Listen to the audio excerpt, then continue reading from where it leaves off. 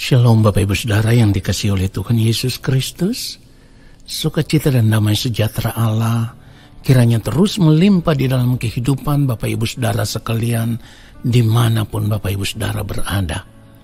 Mari kita siapkan hati kita untuk menerima kebenaran firman Tuhan saat ini. Mari kita berdoa. Allah Bapa yang Maha Kudus, Allah yang Maha Agung, Allah yang Maha Mulia.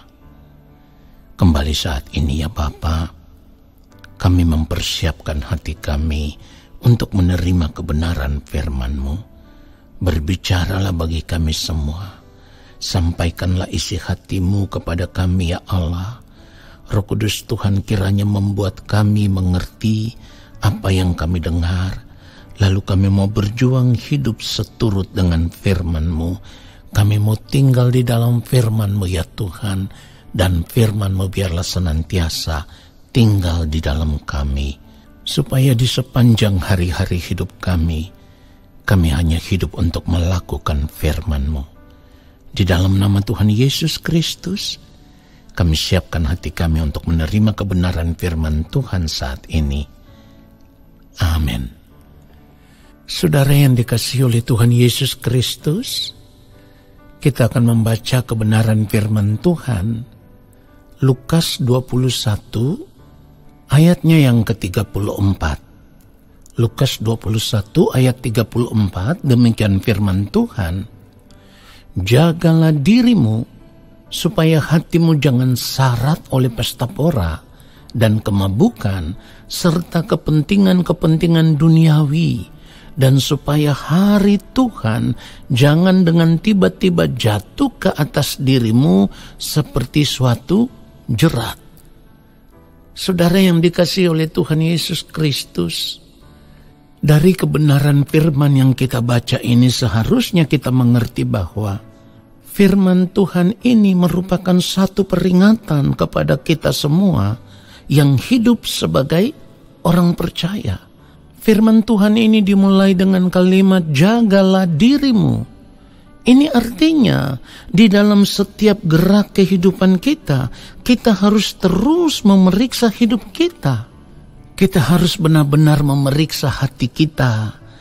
Karena hati kita seringkali dipenuhi dengan keinginan-keinginan yang membuat kita bisa tenggelam di dalam kehidupan yang dipenuhi dengan pesta pora dunia.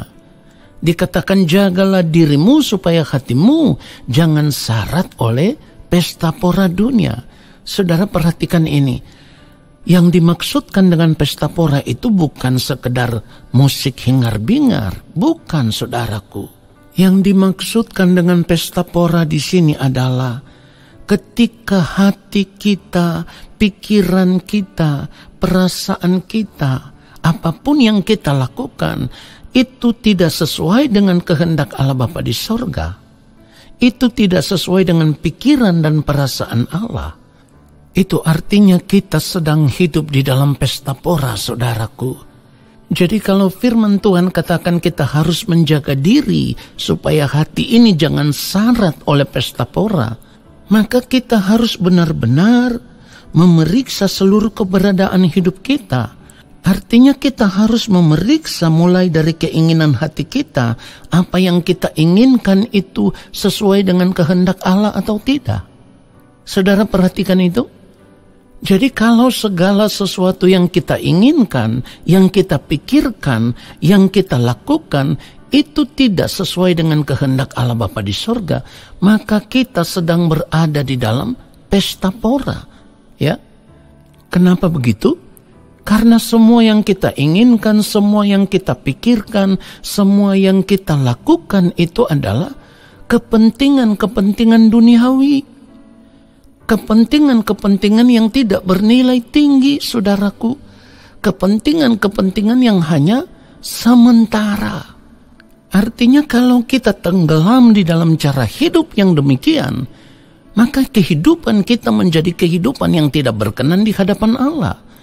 Kalau kehidupan kita menjadi kehidupan yang tidak berkenan di hadapan Allah, karena yang kita lakukan itu semuanya merupakan kepentingan-kepentingan duniawi, firman Tuhan mengingatkan kita, jangan sampai hari Tuhan itu tiba-tiba jatuh ke atas kita seperti suatu jerat.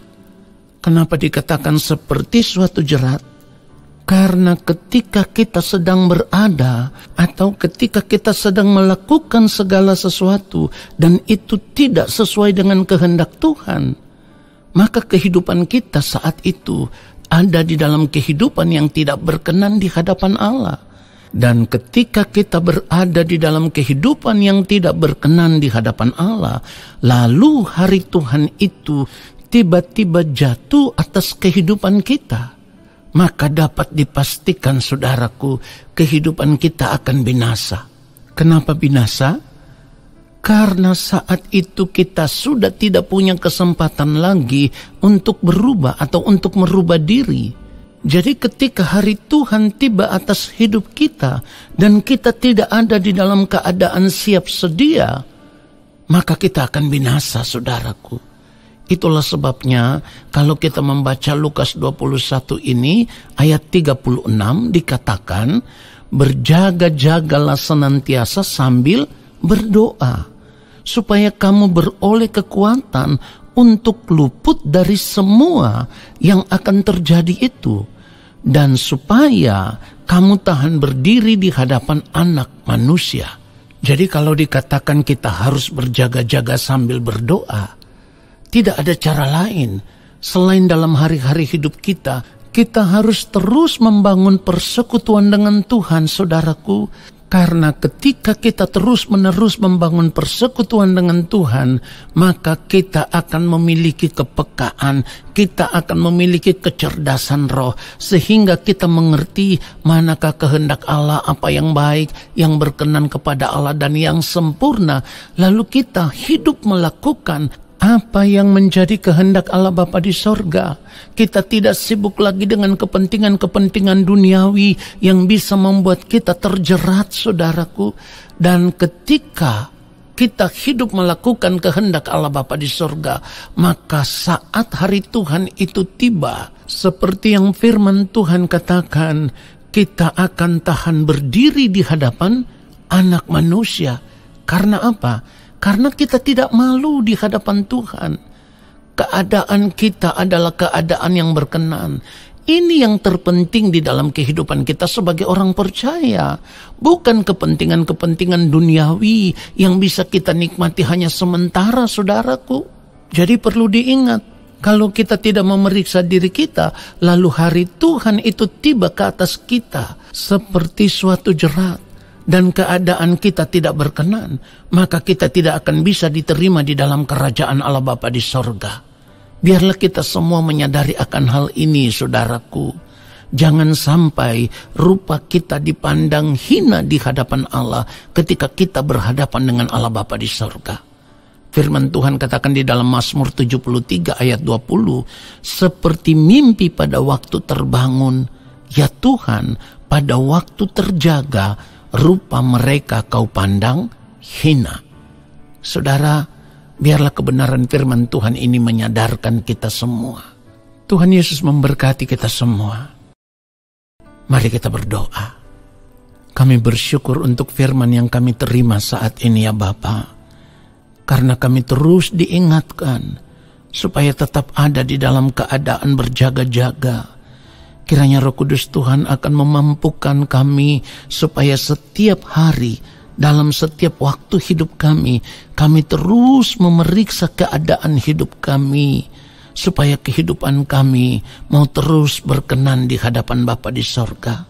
Oleh sebab itu kami selalu berdoa, ya Bapa, maafkan ketidaktepatan hidup kami.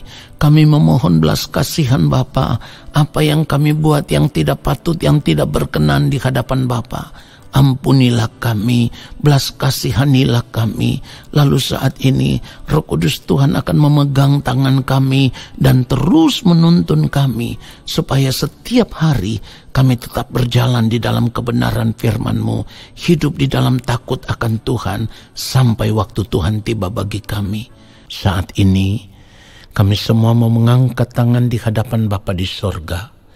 Kami percaya Bapa akan menurunkan tangan dan memberkati kami semua.